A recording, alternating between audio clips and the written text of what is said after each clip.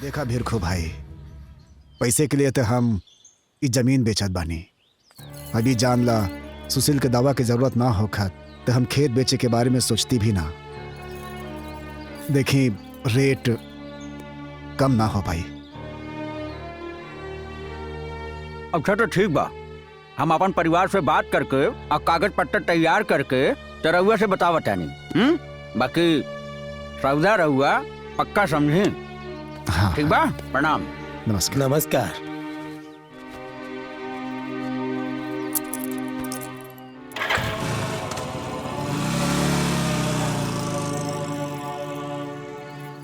आमा जी, ई का खेत बेचे के बात होत रहल हा? ओ बहू सुशील के दवाई खातिर पैसा नहीं खे, त सोचनी है कि खेत बेच के। त खेत बेचाई? बहू और कोनो उपाय नहीं खे। छुटकी के जितना गहना गुड़िया रहे वो तब सब बिका गई नहीं, और अब खेत बेचे के अलावा और कोनो उपाय नहीं खे। हम कुछ नहीं जानत। खेत ना बेचाई त ना बेचाई। अरे रवा लोगिन दोसर रास्ता निकाली लोगिन। हम कह देता नहीं, वो खेत में हमरा हिस्सा बा। आज खेत बेचाई, कल घर बेचाई, दुआर बेचाई, हमरे लइका बच्चा बा त हम रास्ता रास्ता भटक के डफली बजाई। खेत ना बेचाई त ना बेचाई, कह देनी ना। बहू बहू हमारी बात तो सुन। बहू ना बेचाई त ना बेचाई, कह देनी। गोड़ लागत नहीं दाता सब केहू के। ए बहू। रुकिए अम्मा जी। अम्मा जी, दीदी सही कहता रही। जर जमीन बेचला से समस्या खत्म ना हुई। जैसे हमार सब गहना बेच के ओकरो पैसा खत्म हो गई, ऐसे ही खेत के भी पैसा खत्म हो जाए। फिर का हुई? देखी माँ जी, इस समस्या के कोनो स्थायी उपाय सोच के पड़ी। बहू, और कौन दूसरा उपाय बा बहू? नौकरी। नौकरी? नौकरी? हाँ माँ जी, नौकरी। अगर आप लोग इजाजत देती तो हम कोनो नौकरी कर लेती। अरे दुल्हन, ये तू का कहत बाड़ू? तू दुल्हन बहुरिया होके नौकरी करबू? अरे आज ले एक कुल खानदान से कोनो औरत घर से बाहर कदम ना रखलस, और तू नौकरी करे के बात करत बाड़ू। तू नौकरी करबू तो गांव जवार वाले का कही है? ना ना बहू, नौकरी के बात दिमाग से निकालता। बाबूजी, लोग के कहा ई कुल मत सोची। लोग कुछ ना कुछ तो कहबे करी। बाकी हमनी के ये परिस्थिति में मदद केहू ना करी। ऐसे में हमनी के का करे के चाहिए, यही सोची बाबूजी।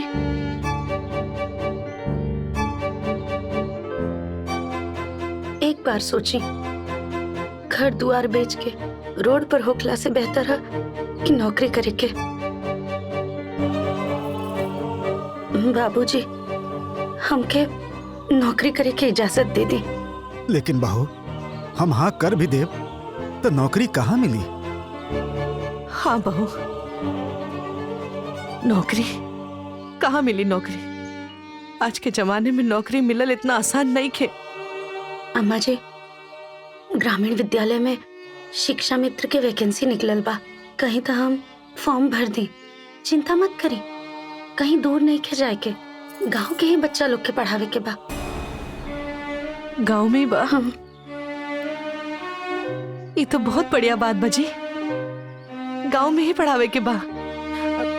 ठीक बा बहू। वाह वाह वाह, अब ई नौकरी करी है। आज जब हम नौकरी करे के कहत रहनी हा तो ओ घरी रउआ लोग के नजर लागत रहल हा। कहाँ गई लोग घरी मान प्रतिष्ठा मर्यादा रउआ लोग के? हाँ, अब कान खोल के सुन ली। अगर ई नौकरी करी है तो हमहू नौकरी करम। बड़को समझा कर। हम सब समझतानी अम्मा जी, हम बुड़बक नहीं खी। अगर ई नौकरी करिए तो हमहू नौकरी करम, कह देतानी।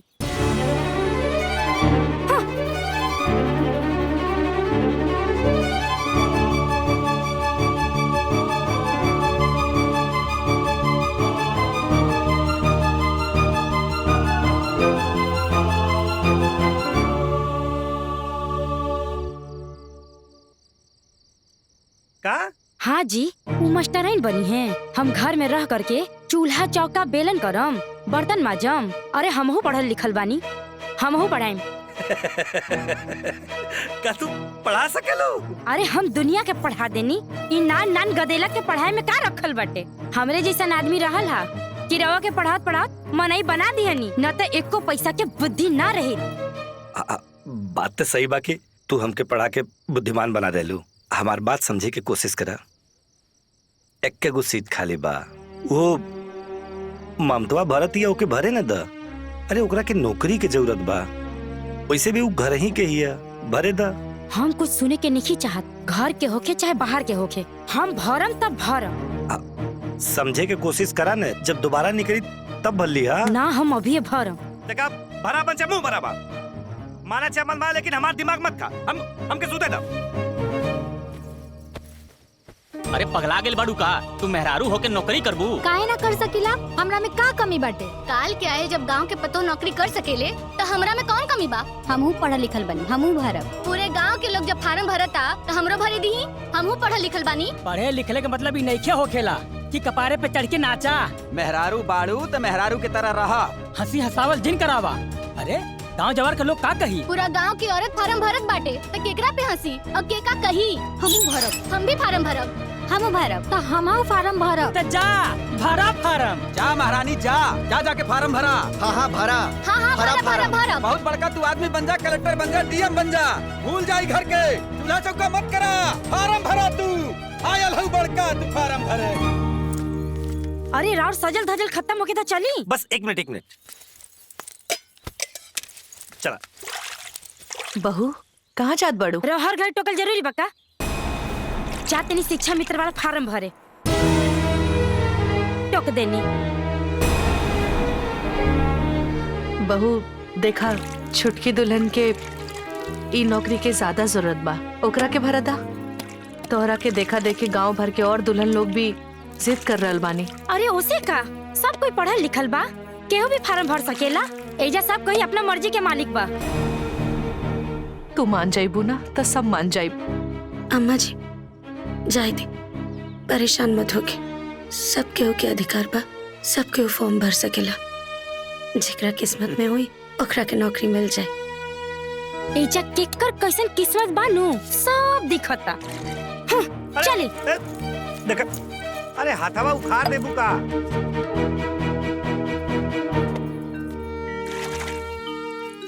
तू हट, हम कर देता नहीं। जा तैयार हो जा, देर हो जाए। अम्मा जी बस 2-3 बर्तन बाचल बा, ओकरा बाद उनके नहवावे के भी बा, हम करके चल जाइब। ठीक।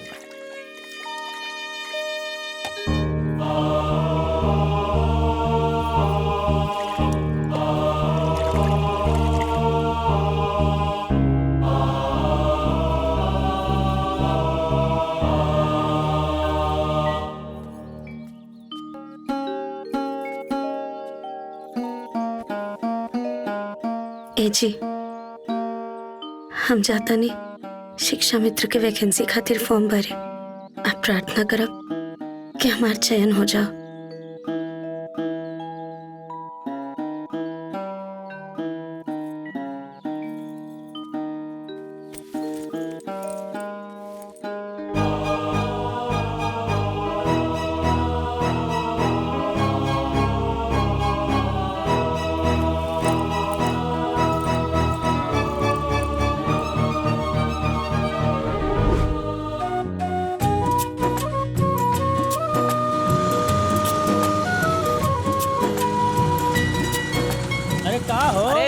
अरे प्रणाम प्रणाम। इकुल छोड़ा, आज शिक्षा मित्र का रिजल्ट होके बाटे और तू लोग यहाँ बैठ के ताश खेलत बाड़ा। चले के ना का शिक्षा मित्र का रिजल्ट देखे? अरे चच्चा वह तो बतकही होत बाटे। हाँ, एक ठो सीट बा, अब पूरा गांव भरले बा। हाँ तो चाचा, केकर होई? देखा केकर किस्मत चमकेला। के ई गांव का पहली नौकरी करे वाली महिला हुई का भैया? हाँ सही कहला। जे केहू हुई ओकर गांव के इतिहास में नाम दर्ज हो जाई। सही कहत हुआ, एकदम सही कहत। लेकिन रिजल्टवा निकली कहाँ? अरे बाबा चला ना, वहाँ प्राइमरी स्कूल के विद्यार्थी पे चस्पा होखी। आवाज सब चला चल के देखा ले केकरे माथे पे सेहरा बंधी। हाँ चला चला चला चला चला चला चला। चली चली देखी। हे भैया हटा तनी हमनी का आदा देखे दा। अरे हटा। अरे अरे इ नोटिस बोर्ड पे तो नोटिस नहीं खे चपकल बा।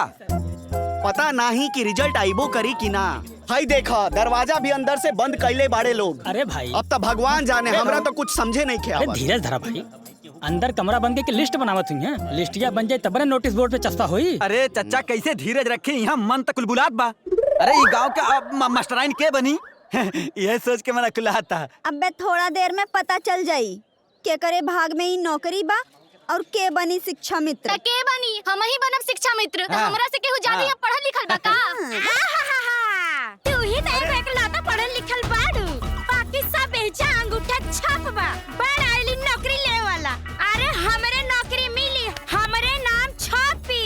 केहू ना बनी हम बनेम और केहू ना बनी। अरे केहू ना बनी हम बनेम हम। अरे चुप रहा, कैसे तू बनबू? हम बनब हम।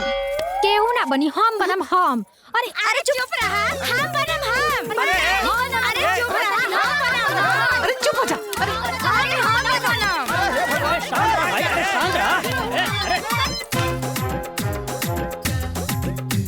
आप लोग को सूचित किया जाता है कि इस बार की शिक्षा मित्र की मेरिट लिस्ट सूचना पट पर नहीं चिपकाई जाएगी,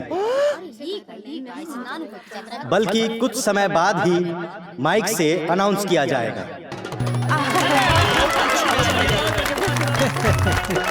बस आधा घंटा में इस गांव के शिक्षा मित्र कौन होगी ये नाम आपके सामने होगा। चला घर चला। चल चल। तब तक आप लोग एक गाना सुनिए और आनंद लीजिए। पढ़ लिख ले देवरानी जी, आज हम बड़ा खुश बनी जी। काम धाम हम करब तू करबू पढ़ाई, जिकरा को ना दिक्कत होई उसे होई लड़ाई।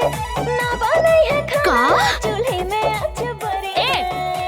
ई का गावता? देवरानी हमर पढ़ के माँ गनवा का भइल? गाना में का भइल? ई गावता कि देवरानी मास्टर बनी है? अरे जेठानी नो मास्टर बनी है। अरे भाग्यवान, ई गाना ह चाहे देवरानी के गावे चाहे जेठानी के, बकिर मस्टराइन तू ही बनबू। देवरानी हमर पढ़ के माहटोरी करी है, दीवान वाली पढ़ के माहटोरी करी है। ए दुलिन जी अब तू भी चला। जानता रू रिजल्ट अब भोपू से बतावल जाई। अच्छा। हाँ बहू, मेरिट लिस्ट अब बोर्ड पर ना चिपकावल जाई। ए दुलिन गांव भर के सभी लोग चल गए ले, अब तू भी चला। हम तो ना जा पाई मम्मा जी। काहे? अरे इतना सारा काम बा, कपड़ा लत्ता कैला के बाद उनका के शौच भी करावे के बा, नवावे धुआवे के बा, ओकरा बाद खाना बना के खाना खिया के दवाई खियावे के बा, ओकरा बाद कुल कपड़ा छत पर पसारे के बा। बहुत काम बा अभी हमके। अरे बहू ना जाइबू तो पता कैसे चली? अरे बाबूजी, जेकर चयन हुई ओकरा खातिर अपॉइंटमेंट लेटर घर पर आ जाई, तब पता चल जाई हमके। अच्छा तो एक काम करता नहीं, हम चल जाते नहीं। हाँ? ए जी चली चली। हाँ चला चला। चली चली। अब आप लोगों ने गाने का आनंद खूब उठा लिया, तो ध्यान से आप लोग सुनिए कि आपको बता दें कि सुरहन गांव में एक शिक्षा मित्र सीट के लिए 25 लोगों ने आवेदन किया है, जिसकी मेरिट लिस्ट तैयार हो गई है, जिसमें सबसे हाईएस्ट मेरिट लिस्ट 98% है। आपको जानकर खुशी होगी कि 98% मेरिट है आपके गांव की ममता जी की, जिनको शिक्षा मित्र के लिए चयनित किया गया है।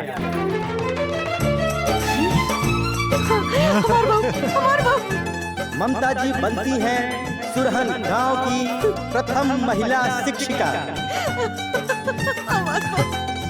चलो चलो चलो।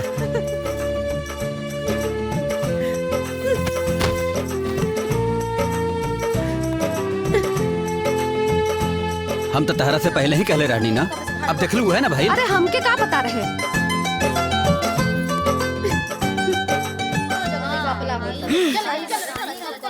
अरे थोड़ा हाँ अरे सुना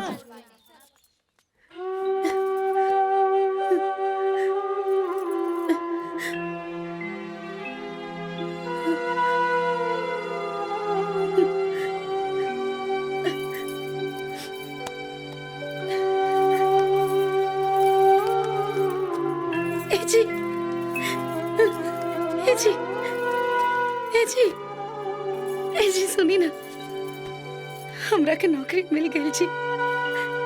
अब हमनी के कुल समस्या खत्म हो जाए। अब आपके दवा खातिर इलाज खातिर हमनी के केहू के आगे हाथ न फैलावे के पड़ी।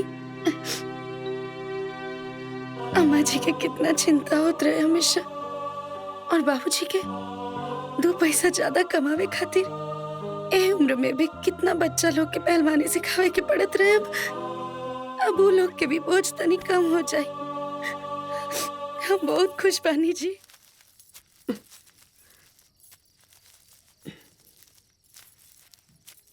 बहू बेटी लेटर आयल बा। दिखाई।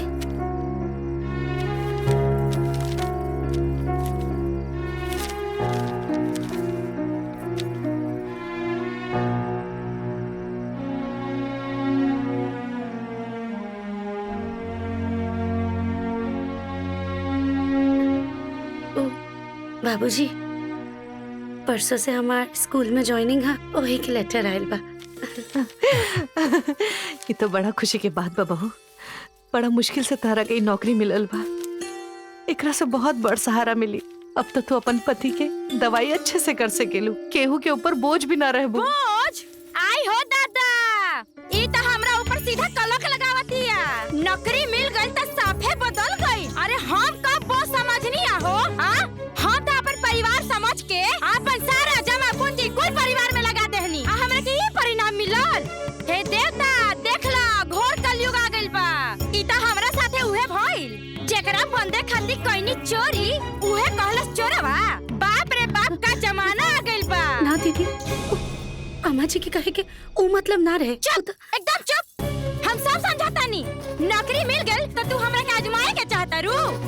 अरे बहू ऐसन बात नहीं खे, बात समझ। हम सब समझता नी बाबूजी। ई महारानी नौकरी करे जाई है, हम घर में झाड़ू पोछा बर्तन करम। हम नौकरानी हई। अगर ई नौकरी करे जाई है तो घर से हमरा के अलग कर दी।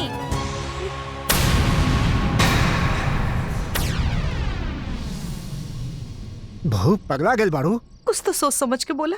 हमरा सब समझ में आता।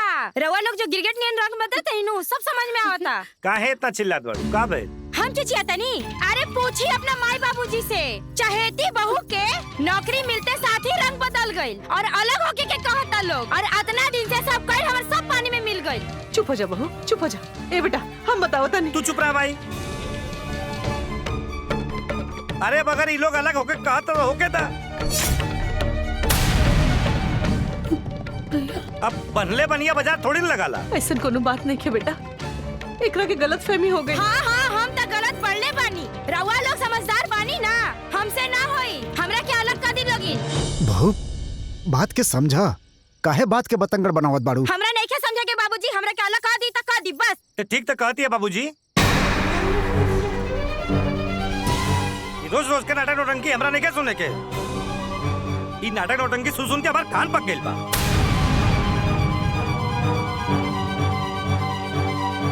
अब आज के बाद घर में दो गो चूल्हा जरी।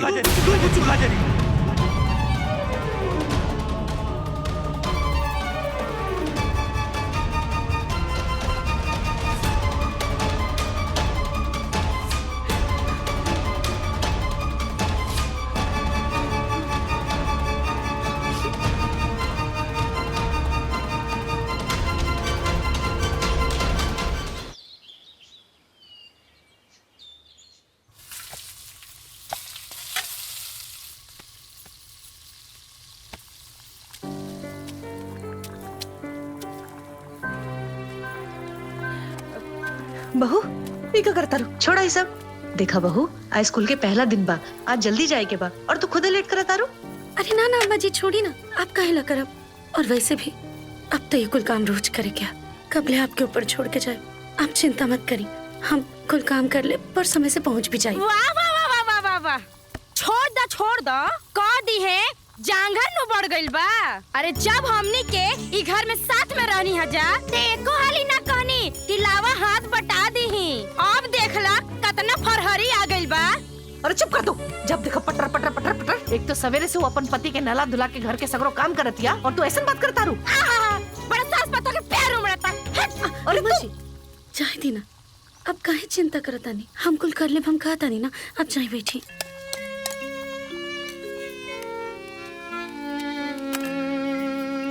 भगवान तो के हिम्मत दे।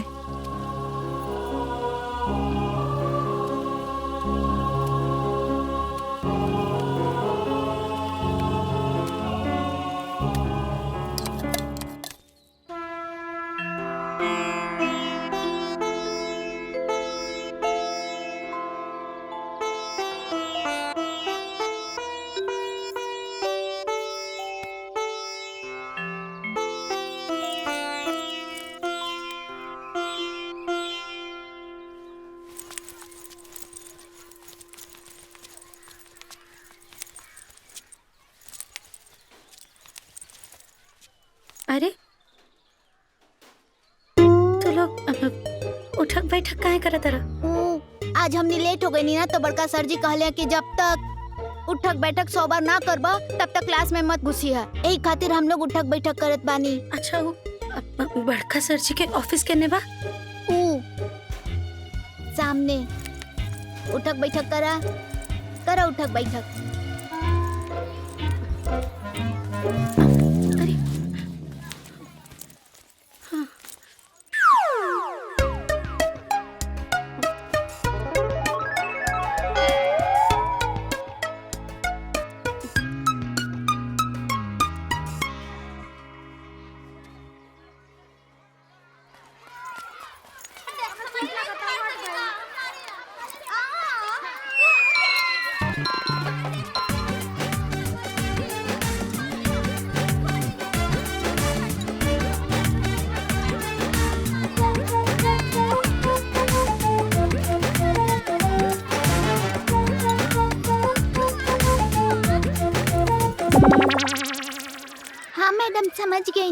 समझ गेलू ना, जब हम छोट रहनी ना तो हमहू स्कूल में ऐसे ही काम करत रहनी। सारा A to Z मैडम के सब बात मानत रहनी।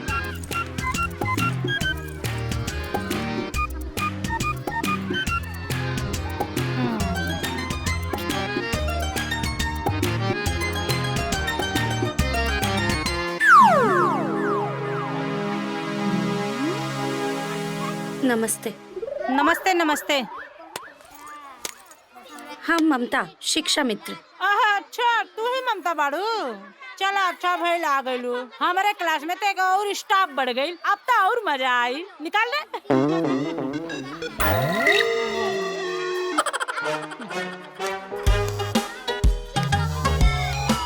आप लोग यहाँ मजा करे आइल बानी के बच्चा लोग के पढ़ावे आइल बानी? बताई तो पूरा के पूरा स्कूल के धर्मशाला बना के रख देले बड़ा लोग। हाय का होता स्कूल में? खैर छोड़ी, प्रिंसिपल सर कहाँ बड़े? प्रिंसिपल साहब पीछे। नई नई दुल्हन नए नए चाल, अंडा सिखवे बच्चा के करे चाव चाव।